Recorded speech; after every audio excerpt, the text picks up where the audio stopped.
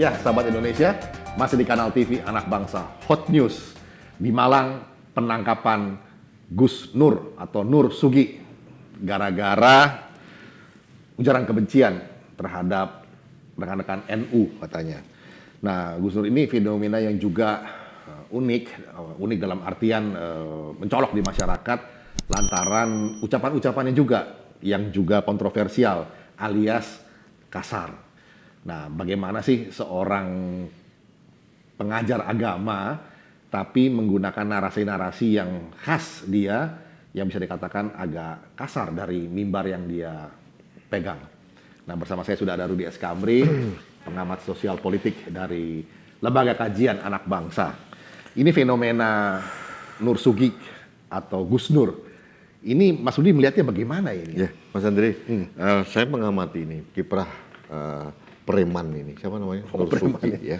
Saya nggak pernah mengatakan dia seorang pendakwah agama, karena pendakwah agama itu selalu menebarkan kebaikan, kerukunan. Kalau ini enggak, orang ini hanya sedang membranding dirinya sendiri dengan mengambil ceruk market orang yang melawan pemerintah.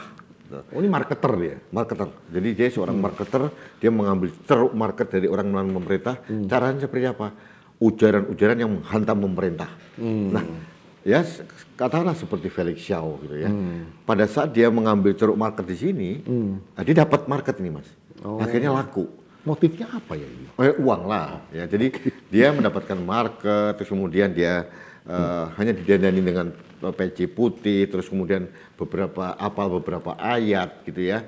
Kemudian dia akan menjadi penjual ayat gitu ya. Nah, tapi yang pertama kali itu benar bahwa dia luar biasa. Kalau sebagai marketer dia bagus sebetulnya.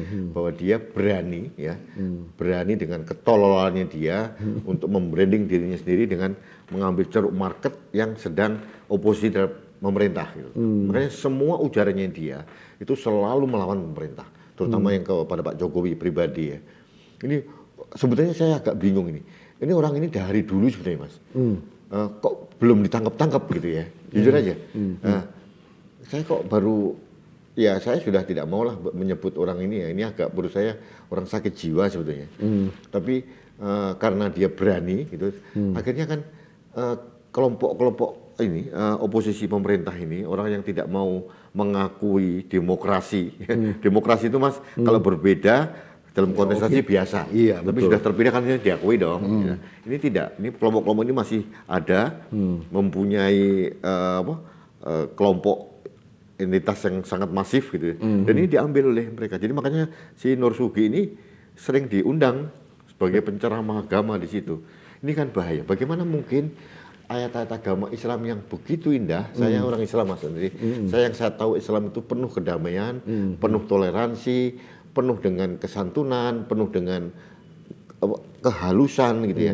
Dibawakan preman-preman seperti Nur Sugi ini yang provokatif gitu ya, dan menjelekkan orang, menjelekkan macam-macam dengan kalimat-kalimatnya senada dengan Ade Londo lah.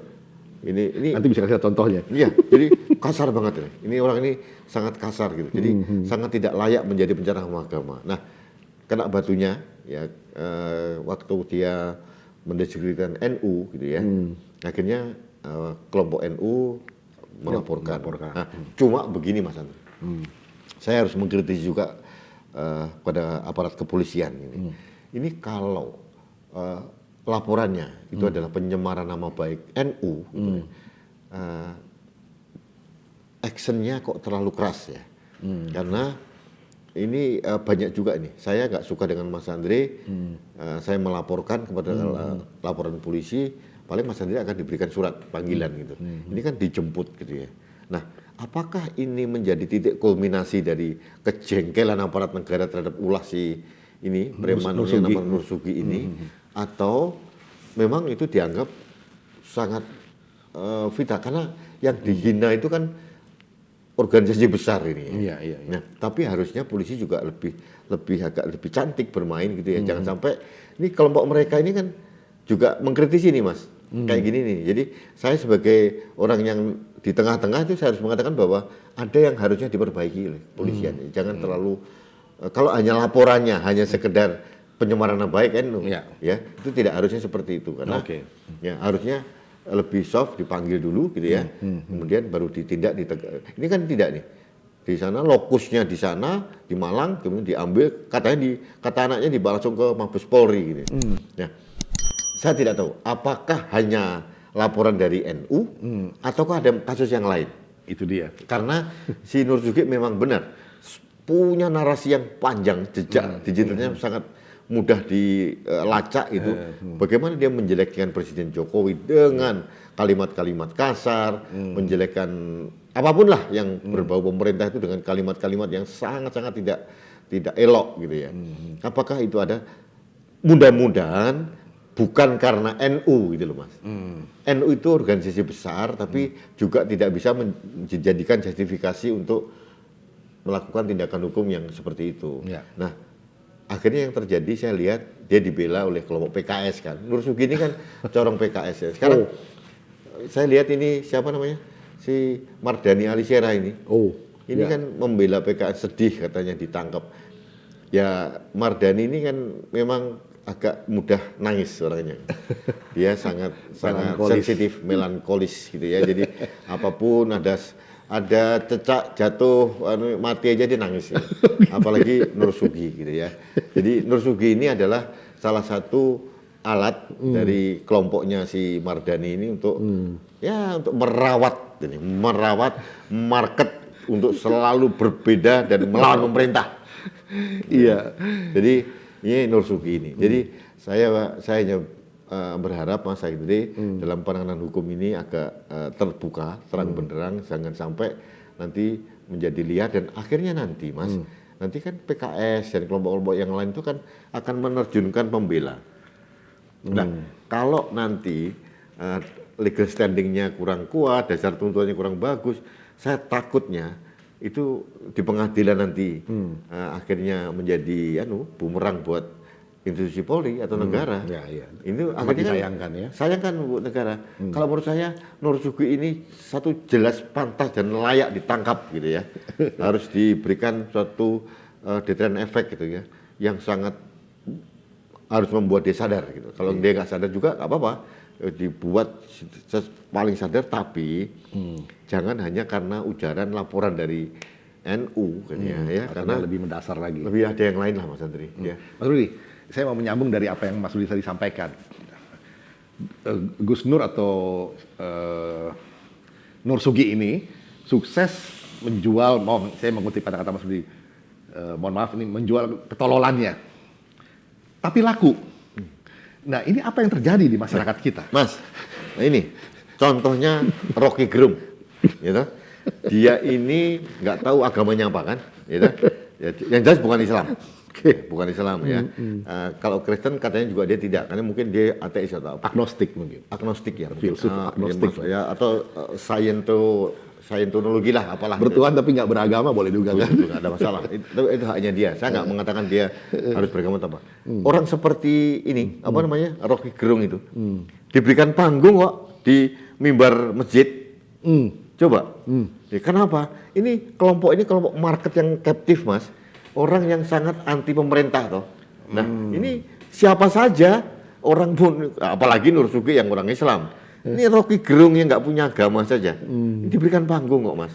Nah, yang sakit siapa ya?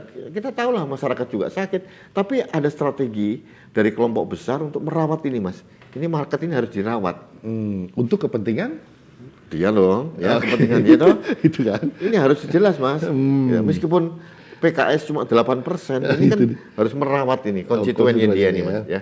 Kalau nanti ini konstituennya dia ini, pendukungnya PKS ini kemudian dimasuki oleh ulama-ulama benar, bagus, kemudian sadar, kembali ke jalan benar, hilang dong marketnya Mas. Jadi ini tentang marketing sebetulnya, bukan tentang agama ya.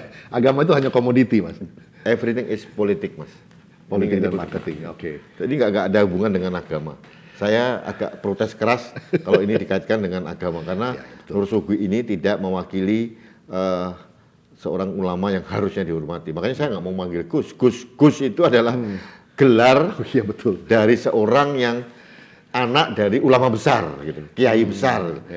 Saya nggak tahu nih bapaknya siapa, gitu. Dengan hormat saya sama bapaknya Nur Zugi, saya kira si Nur Sugi ini nggak layak dipanggil Gus ini. Bayangin ini, Gus Dur ini, bapaknya dia Wahid Hasyim, Iya. kakeknya Hasyim Asy'ari. Ini kan jelas ini. Iya. Terus Gus Mus gitu ya. Ini bapaknya dia Bisri Mustafa. Luar biasa. Jadi Nur Sugi ini siapa gitu. Ya. Nanti Gus Felix, ini ada lagi nih. Gus Rocky gitu ada lagi nih. Ada lagi, kembali lagi Mas, jangan terlalu mudah memberikan gelar. Gitu loh. Iya, sahabat Indonesia permisif, kemudian juga gampang memberikan gelar, tidak kritis. Itu menjadi lawan tanding dari mereka-mereka yang merawat market kebodohan masyarakat. Atau orang menjual ketololan dibeli oleh masyarakat tertentu. Nah ini yang harus kita sadarkan. Panggilan buat masyarakat sipil, sahabat Indonesia semua, dari Kanal TV Anak Bangsa untuk ikut terlibat membangun dan menyadarkan konsientisasi ini. Mas, sekali lagi Mas, saya harus mengingatkan supaya institusi Polri hati-hati ya. Jangan sampai nanti angkat-angkat tai ayam nih Mas, gitu ya. Yang ingatnya dulu kan ada beberapa kelompok ditangkap, kemudian nggak tahu hilang lagi ya. Terus ada beberapa kelompok seseorang ditangkap, tapi ternyata dasar hukumnya kurang kuat, kalah di pengadilan. Kemudian nanti polisi digugat di pra-peradilan, kalah, akhirnya jadi bumerang buat polisi toh. Nah ini harus hati-hati. Saya berharap kali ini polisi cermat gitu ya. Mudah-mudahan ada dasar hukum yang kuat untuk menindak seorang preman yang bernama Nur Sugi. Iya. Ya, cukup jelas pesannya, polisi tuntas bekerja, masyarakat jadi lebih kritis, lebih cerdas, dan orang-orang yang selalu membodohi dan menyebarkan kebencian juga bisa dibereskan dengan baik oleh kepolisian dan aparat yang bertanggung jawab. Demikian sahabat Indonesia, Indonesia beradab.